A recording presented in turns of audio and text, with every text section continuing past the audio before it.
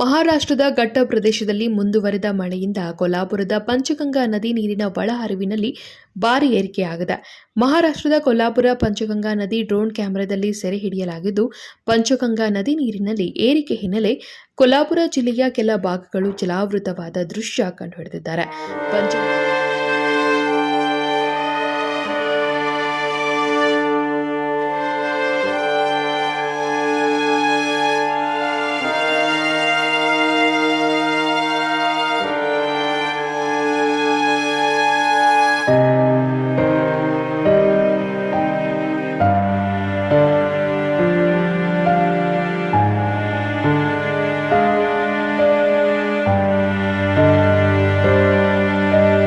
ಪಂಚಗಂಗಾ ನದಿ ಪಾತ್ರದಲ್ಲಿ ಬೆಳೆದ ಬೆಳೆಗಳೆಲ್ಲವೂ ಜಲಾವೃತವಾಗಿದೆ.